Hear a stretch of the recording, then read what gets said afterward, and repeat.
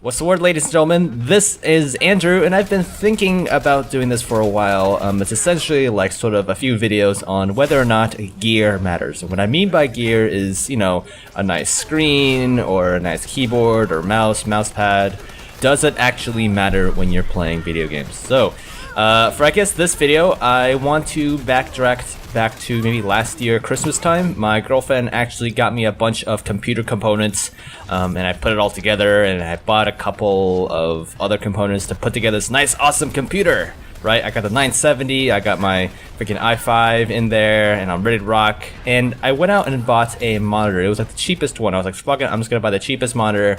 And it actually wasn't the worst monitor. I mean, it had great reviews on Amazon, over like 1,000 reviews. There were like 5 out of 5 stars. Ugh. But the problem with this monitor was that it was 60 hertz. So I guess for this video, we're gonna be talking about, does it actually make a difference between 60 hertz versus 120 versus 144?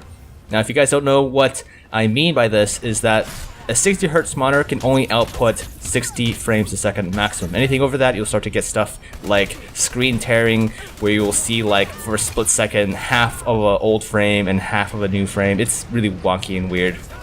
Totally doable to play on. It's not like unplayable to work with. Yeah, so you have that. You have the 60 hertz, and then you go up, you have 120, and then you have 144. Nowadays, you have something called G-Sync, where it will actually adapt the refresh rate to the actual FPS you get in game, but as I actually don't have one of those monitors, I won't be commenting on that in this video.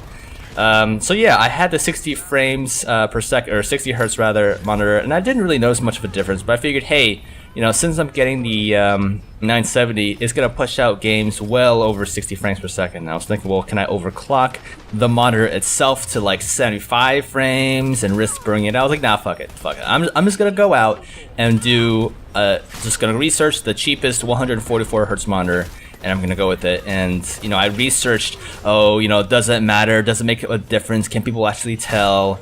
And this video is all going to be about my personal experience. So I've been playing on the 144 hertz monitor for like a year now, and I can tell you that 80 or 90 frames on a 144 hertz monitor looks way better than a 80 or 90 frames on a 60 hertz monitor.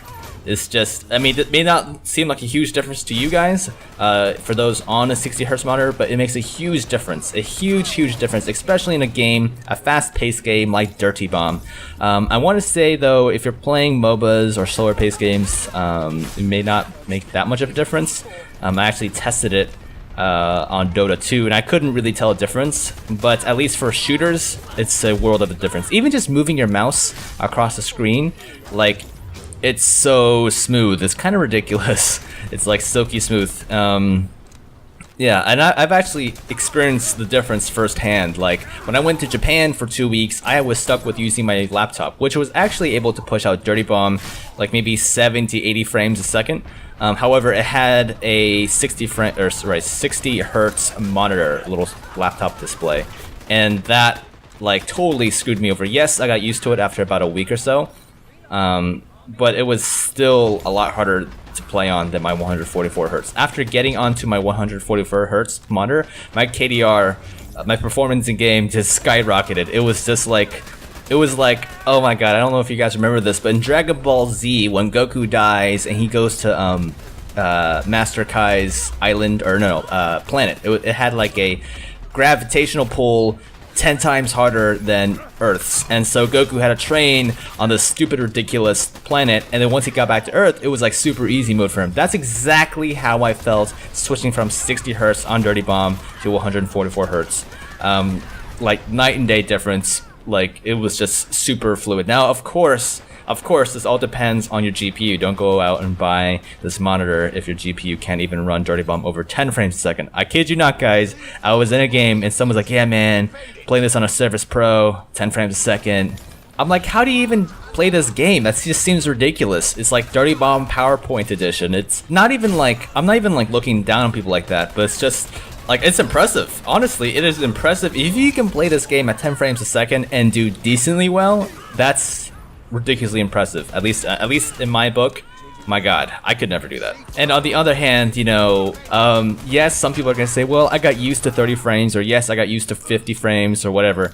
Yes, you can get used to the frame rates. Like obviously, like your eye, your brain, or whatever will adjust. But I will say though, there's almost like a skill ceiling where you're kind of like reach a point where your skill like maxes out, so to speak, on a 60 Hz monitor, and where literally buying a higher refresh rate monitor will make you that much better of a player.